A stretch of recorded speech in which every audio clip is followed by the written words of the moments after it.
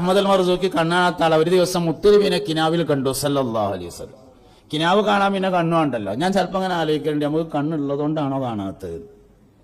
ഉറക്കത്ത് കാണാൻ കിനാവ് കാണാൻ കണ്ണുണ്ട്. അഹ്മദ് അൽ മർസൂഖി കണ്ടു റളിയല്ലാഹു അൻഹു. അപ്പൊ കൂടെ സഹാബത്തൊക്കെ ഉണ്ട്, അബൂബക്കർ സിദ്ദീഖ്, ഉമർ ഖത്താബ് എല്ലാവരും ഉണ്ട്. മർസൂഖിയോട് ചോദിച്ചു, മർസൂഖി സാധാരണ മനുഷ്യന്മാരെ ഈമാൻ ശരിയായി നിൽക്കാൻ പറ്റുന്ന ഒരു കവിത നിങ്ങൾക്ക് എന്താ ചൊല്ലിയാൽ എന്ന് ചോദിച്ചു, ഒരു പാട്ട് പാടിയാൽ. അഹ്മദ് അൽ മർസൂഖി റളിയല്ലാഹു അൻഹു പറഞ്ഞു, നബിയെ ഞാനങ്ങനെ പാട്ടൊന്നും അറിയുന്ന ഒരാളല്ലല്ലോ എന്ന് പറഞ്ഞു. അപ്പൊ കൂടെ ഉണ്ടായിരുന്ന ആൾക്കാർ പറഞ്ഞു, അറിയില്ലാന്നൊന്നും പറയണ്ടട, മുണ്ടാന്നാ മതി പറഞ്ഞു. അറിയില്ല എന്ന് പറയണ്ട, മുണ്ടാന്നൊക്കെ എന്തെങ്കിലും പരിഹാരം. നിലപാടിൽ വെച്ച് ഏറ്റവും വലിയ നിലപാട് മുണ്ടായിരിക്കുക എന്നുള്ള നിലപാടാണല്ലോ. നിങ്ങൾ ആലോചിച്ച് ചോദിക്കണോ അറിയില്ല. ഏറ്റവും പ്രധാനപ്പെട്ട നിലപാട് എന്താ? മുണ്ടായിരിക്കുക എന്നുള്ള നിലപാടാണ്. അത് മുണ്ടായിരുന്നാ മതി പറഞ്ഞു. അപ്പൊ നബി തങ്ങളൊന്നും ചിരിച്ചു. എന്നിട്ടൊരു അരവരി പാടിക്കൊടുത്തതാണ് അബ്ദഉ ബിസ്മില്ലാഹി വറഹ്മാനി. അപ്പൊ അഹ്മദ് അൽ മർസൂഖി റളിയല്ലാഹു അൻഹു അത് ഏറ്റു ചൊല്ലി.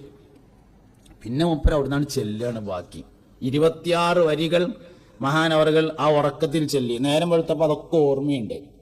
അതങ്ങനെ കഴിഞ്ഞു. പിന്നൊരു ദിവസം വീണ്ടും നബി തങ്ങളെ കിനാവിൽ കണ്ടു സല്ലല്ലാഹു അലൈഹി വസല്ലം. അപ്പൊ നബി തങ്ങൾ പറഞ്ഞു സല്ലല്ലാഹു അലൈഹി വസല്ലം, മർസൂഖി നിങ്ങൾ ആ അന്നാള് പാടിയ ആ പാട്ട് ഒന്നുകൂടിയും പാടിക്കാണ് പറഞ്ഞു.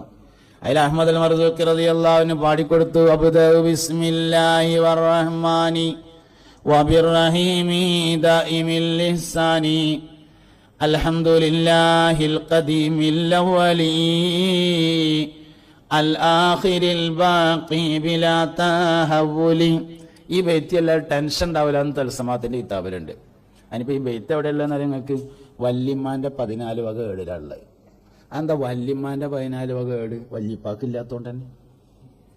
വല്യപ്പാക്ക് മുസാഫ് ഉണ്ട് ആദ്യം, എന്നിട്ടല്ലേ സബീന. വല്യപ്പാക്ക് വെച്ചിട്ട് സ്വന്തമായിട്ട് നമുക്ക് വേണ്ട ചില സാധനങ്ങളുണ്ട്. സ്വന്തമായിട്ടൊരു മുസാഫ് എല്ലാവർക്കും വേണം. എപ്പോഴെങ്കിലും ഒന്ന് എടുത്തു നോക്കണമെങ്കിൽ അവനാൻ്റെ വെച്ചിട്ടൊരു മുസാഫ്. അതിപ്പോൾ ഞാൻ ഹാഫിദാണെങ്കിലും വേണമെന്നല്ല. ഷമീർ സാഹിബ് ഹാഫിദാന്ന് ഞാൻ എപ്പോഴാണ്. അള്ളാഹു ദീർഘായുസ്സും ആഫിയത്തും കൊടുക്കട്ടെ, സിഹത്തും സലാമത്തും കൊടുക്കട്ടെ. ഹാഫിദീങ്ങളെ നമ്മൾ നല്ലോണം ബഹുമാനിക്കണം, ആദരിക്കണം. മുത്തുനബി സല്ലല്ലാഹു അലൈഹി വസല്ലമയുടെ ഏറ്റവും പ്രധാനപ്പെട്ട മുഅ്ജിസത്താണ് ഖുർആൻ ഷരീഫ് പറയുന്നത്. മുഅ്ജിസത്ത് 2 തരത്തിലുണ്ട്. ഒന്ന് ഹസ്സിയായ മുഅ്ജിസത്തുണ്ട്, ഒന്ന് മാനവിയായ മുഅ്ജിസത്തുണ്ട്. മാനവിയായ മുഅ്ജിസത്ത് എന്ന് പറഞ്ഞാൽ ആ കാലഘട്ടത്തിൽ അത് മുഅ്ജിസത്താണ്. കുറെ കാലം കഴിഞ്ഞാൽ അതുപോലെ ആർക്കെങ്കിലും ചെയ്യാൻ കഴിയുമെന്നതാണ്. അതേസമയത്ത് ഹിസ്സിയായ മുഅ്ജിസത്ത് പറഞ്ഞാൽ ഒരു കാലത്തും ഒരാൾക്കും മറികടക്കാൻ കഴിയാത്തതിനെയാണ് ഹിസ്സിയായ മുഅ്ജിസത്ത് പറഞ്ഞത്. മുത്തുനബി സല്ലല്ലാഹു അലൈഹി വസല്ലമയുടെ ഹിസ്സിയായ മുഅ്ജിസത്തിൽപ്പെട്ടതാണ് പരിശുദ്ധമായ ഖുർആൻ. ഒരു കാലത്തും ഒരാൾക്കും മറികടക്കാൻ കഴിയില്ല. അപ്പോൾ അത് ഹിഫ്ളാക്കാനുള്ള അവസരം ഉണ്ടാകുക എന്ന് പറഞ്ഞത് എനിക്കതായാലും ഉണ്ടായിട്ടില്ല. അതുകൊണ്ട് ഉള്ളവർക്ക് നമ്മൾ എന്തായാലും പ്രോത്സാഹനം കൊടുക്കണമല്ലോ. അവരെ നമ്മൾ അംഗീകരിക്കുകയും സ്നേഹിക്കുകയൊക്കെ വേണം. അള്ളാഹു ദീർഘായുസ്സും ആഫിയത്തും കൊടുക്കട്ടെ. സാന്ദർഭികമായി പറഞ്ഞു എന്നേ ഉള്ളൂ. അപ്പോ പുണ്യനബി സല്ലല്ലാഹു അലൈഹി വസല്ലമ തങ്ങളെ ഉറക്കത്തിൽ കണ്ടു അഹ്മദ് അൽ മർസൂഖി. അങ്ങനെ നബി തങ്ങൾ പാടിക്കൊടുത്തു. അപ്പൊ അത് പറഞ്ഞാൽ എന്താ വെച്ചാൽ സ്വന്തം ഒരു മുസാഫാണ് എല്ലാവർക്കും എന്ന് പറഞ്ഞാൽ ഒന്ന്. രണ്ടാമത് എല്ലാവർക്കും സ്വന്തമായിട്ട് വേണ്ടതൊരു തസ്ബീഹ് മാലയാണ്. കൊണ്ടടക്കണം എന്നല്ല ഞാൻ പറഞ്ഞത്. ആദ്യം ഉണ്ടാവട്ടെ, ആണിമ തൂങ്ങട്ടെ. അത് കൊണ്ടടക്കൽ പിന്നല്ലേ. നല്ലത് നോക്കിയിട്ട് വാങ്ങണം.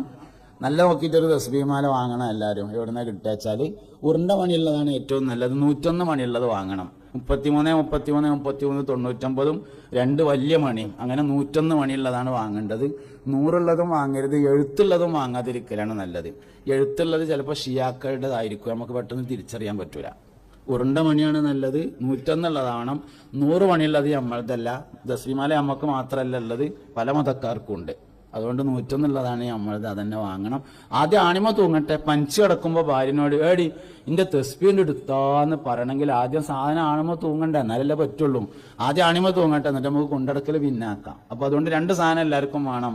ഒന്ന് അവനാൻ്റെ വെച്ചിട്ട് കുറച്ച് വലിയ എഴുത്തൊക്കെ ഉള്ളൊരു മുസാഫ്, മറ്റൊന്ന് ഒരു തസ്ബീഹ് മാല. ഇത് രണ്ടും അവനാന് സ്വന്തമായിട്ടുണ്ടാവണം, വാങ്ങണം എല്ലാവരും. ചെറിയ ചെറിയ കാര്യങ്ങളാണ്, പക്ഷെ വലിയ ദറജ കിട്ടും അതുകൊണ്ടൊക്കെ. തസ്ബീഹ് മാലിന്റെ പ്രത്യേകത എന്താ?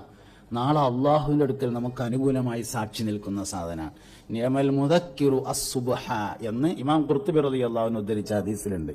ഏറ്റവും നല്ല ഓർമ്മപ്പെടുത്തുന്ന വസ്തുവാണ് തസ്ബീഹ് മാല. നഫ്സാബി റളിയല്ലാഹു അൻഹു ഒരു പാത്രത്തിൽ കുറെ ഈത്തപ്പഴത്തിന്റെ കുരുകൾ ശേഖരിച്ചിരുന്നു എന്നാണ്. ദിക്റോ തസ്ബീഹൊക്കെ ചെല്ലുമ്പോൾ അതിൽ നിന്ന് ഒന്നെടുത്ത് അങ്ങോട്ട് വെക്കും, പിന്നെ ഒന്നെടുത്ത് വെക്കും, പിന്നെ ഒന്നെടുത്ത് വെക്കും. കഴിഞ്ഞാൽ അവിടെ നിന്ന് ഇങ്ങോട്ട് എടുത്ത് വെക്കും. എന്തിന്? നാളെ അള്ളാഹുവിൻ്റെ അടുക്കൽ സാക്ഷി നിൽക്കാനാ. സാക്ഷികളെ തേച്ചാ തയ്യാത്തൊരു ദിവസം ഉണ്ട്. അതിനാണ് മഹ്ശറ എന്ന് പറയാം. നന്മക്കും സാക്ഷി ഉണ്ടാവും, തിന്മക്കും സാക്ഷി ഉണ്ടാവും. എന്തെങ്കിലും ഒരു വേണ്ടാത്ത കാര്യം ചെയ്യുമ്പോൾ നമ്മൾ റൂമിൽ കിടന്നുകൊണ്ട് വാതിൽ കുറ്റിട്ടു. ആ കുറ്റി നാളെ അള്ളാഹുവിൻ്റെ അടുക്കൽ നമുക്കെതിരെ സാക്ഷി പറയും. ഇനി ആരും കാണാന്ന് എഴുതിയിട്ട് ഡേറ്റ് എടുത്തി ആ സ്വിച്ച് നാളെ അള്ളാഹുവിന്റെ അടുക്കൽ നമുക്കെതിരെ സാക്ഷി പറയും. നന്മക്കും സാക്ഷിയുണ്ട്, തിന്മക്കും സാക്ഷിയുണ്ട്. സാക്ഷികളെ തേച്ചാ തയ്യാത്ത ദിവസത്തിനാണ് മഹ്ശറ എന്ന് പേര് പറയുന്നത്. മഹ്ശറ എന്തിനാ സത്യത്തില്? മഹ്ശറ 50,000 കൊല്ലം മഹ്ശറ ഏറ്റവും ചുരുങ്ങിയത് ഉണ്ടാവുന്നതാണ്. എല്ലാ അഭിപ്രായ വ്യത്യാസം മാറ്റി വെച്ചാൽ 50,000 കൊല്ലം ഉണ്ടാവും. ചില ആൾക്കാർ അമലിന്റെ തോതനുസരിച്ച് നെരിയാണി വരെ വിയർപ്പുള്ളവരും, കാലിന്റെ മുട്ട് വരെ വിയർപ്പുള്ളവരും, അര വരെ വിയർപ്പുള്ളവരും, ചെവി വരെ വിയർപ്പുള്ളവരും, വിയർപ്പിൽ മുങ്ങിത്താഴുന്നവരുണ്ടാവുന്നതാണ് മഹ്ശറയിൽ. 50,000 കൊല്ലം മനുഷ്യൻ നിലയില്ലാ കയത്തിൽ നിന്ന് നെട്ടോട്ടമോടും. ഹിസാബൊന്നും ഉണ്ടാവില്ല, ഒന്നുമില്ല, അവിടെ വെറുതെ മേപ്പെട്ടോക്കി കിടക്കുക. എന്തിനാണ് ആ നടക്കണേ?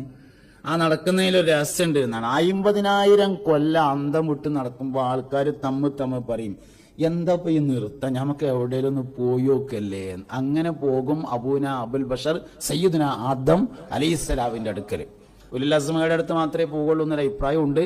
ആദം നബി അലൈഹി ഇസ്ലാമിനോട് ചെന്നിട്ട് പറയും, വല്ലിപ്പ ഞങ്ങൾ ആകെ പെട്ടിട്ടുണ്ട്, സ്വർഗത്ത് കാലും വേണ്ടില്ല നരകത്ത് കാലും വേണ്ടില്ല, ഇവിടുന്ന് ഒന്നാണ് കഴിച്ചതായി കിട്ടിയാൽ മതിയായിരുന്നു. ആദം വല്ലിപ്പ പറയും, കുട്ടികളെ എന്റെ കാര്യത്തിൽ തന്നെ വലിയ ബേജാറല്ല ഉള്ളത്, നിങ്ങൾ വേറെ എവിടെയെങ്കിലും ഒന്ന് പോയി നോക്കി. അങ്ങനെ മൂസാ നബിന്റെ അടുത്ത് പോയി, ഈസാ നബിന്റെ അടുത്ത് പോയി, ഇബ്രാഹിം നബി അലൈഹിമുസ്സലാം അവരുടെ എല്ലാവരുടെയും അടുത്ത് പോകും. എല്ലാവരും ഏകദേശം ഒരേ മരുത്ത മറുപടി പറയും. അവസാനം നബി തങ്ങളുടെ അടുക്കൽ വന്നിട്ട് പറയും, നബിയെ നിങ്ങളൊന്ന് പറയോ എന്ന് ചോദിക്കുമ്പോൾ ഞാൻ പറഞ്ഞോളാന്ന് പറഞ്ഞാണ്ട് അവിടുന്ന് നീച്ചിട്ട് അർശിന്റെ താഴെ പോയിട്ട് ദീർഘമായ സുജൂദിൽ കിടക്കും. ആ സുജൂദിനൊടുവിൽ അള്ളാഹു വിളിക്കും, യാ മുഹമ്മദ് സൽ തുഴ്ത്ത, മുഹമ്മദെ തല ഉയർത്തു, എന്താ ആവശ്യം ചോദിച്ചോളി നമ്മൾ തരാലോ എന്ന് പറയുന്നതാണ്. നല്ലോണം ശ്രദ്ധിക്കണേ, മുഹമ്മദെ തല ഉയർത്തു എന്നാണ്, റസൂലെ തല ഉയർത്തു എന്നല്ല, നബിയെ തല ഉയർത്തു എന്നല്ല പറയുന്നത്. അതായത് വിളിയിൽ ഒരു രഹസ്യമുണ്ട്. വിളി യോഗ്യതയുടെ മേൽ അറിയിക്കുന്നതാണ്. വിളി യോഗ്യതയുടെ മേൽ അറിയിക്കും. ഇപ്പോ മിഥിലാജ് എന്നെ പ്രസംഗിക്കാൻ വേണ്ടി വിളിക്കുകയാണ്.